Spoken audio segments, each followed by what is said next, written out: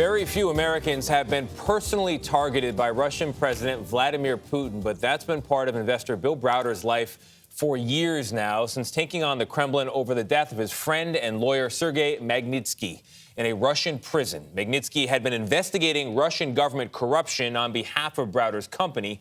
That story and so much more is part of Browder's new book. It's called Freezing Order, a true story of money laundering, murder, and surviving Vladimir Putin's wrath. It chronicles his battle to pass the Magnitsky Act, legislation used to sanction human rights abusers in Russia and worldwide.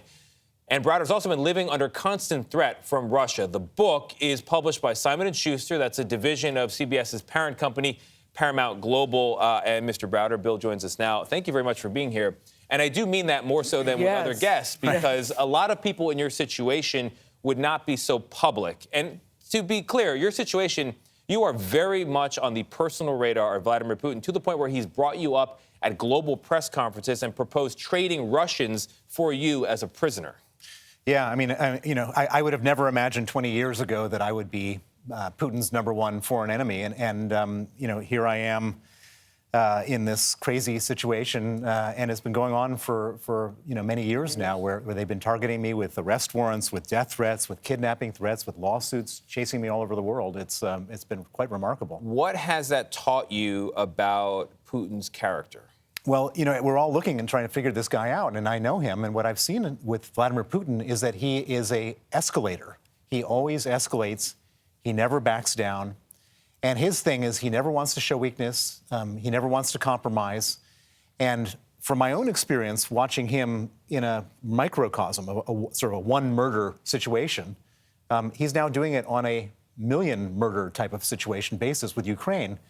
And what I'm so fearful of is that he isn't going to back down in Ukraine, that if he is seen to be weak, he will just do something even more terrible. And I dread to think what that's going to be. He also cares a lot about money, his money. That's what got you into trouble with him in the first place. There was a tax fraud that your company was pursuing, and you determined that Putin himself was profiting.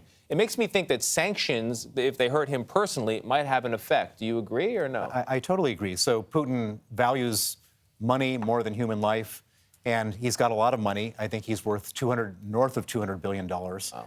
And he doesn't keep that money in his own name. He keeps that money in the name of these oligarchs. We all know about the oligarchs with their yachts and so on. And so if we want to sanction Vladimir Putin, we've got to sanction the oligarchs. And we're starting to do that right now.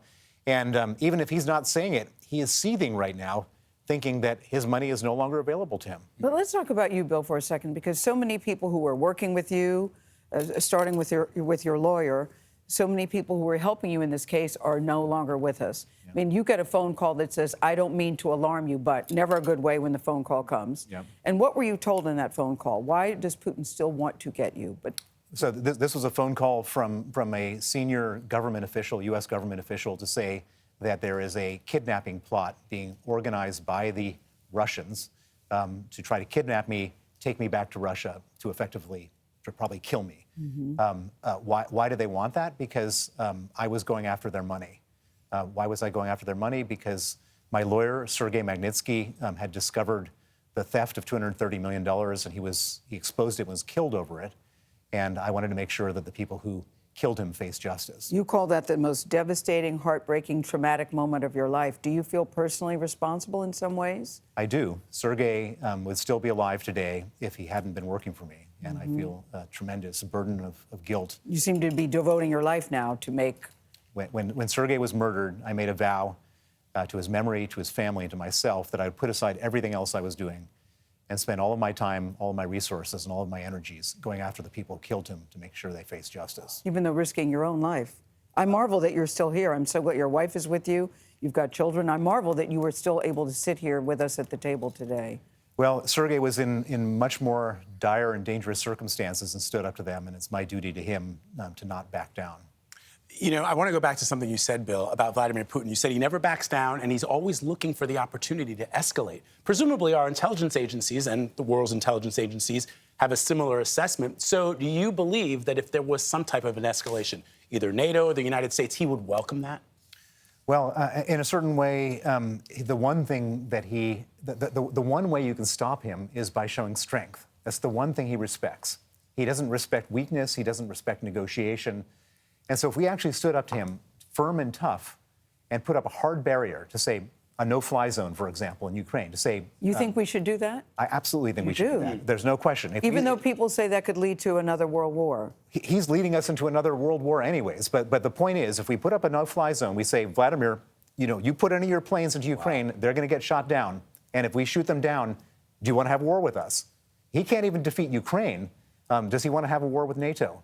He's a guy who respects strength, and that's strength. Yeah, that is a strategy. Some rational thought from an investor who is a big foe of Vladimir Putin. Bill Browder, thank you very much. The book, his second, the first one was a bestseller. The new one is called Freezing Order.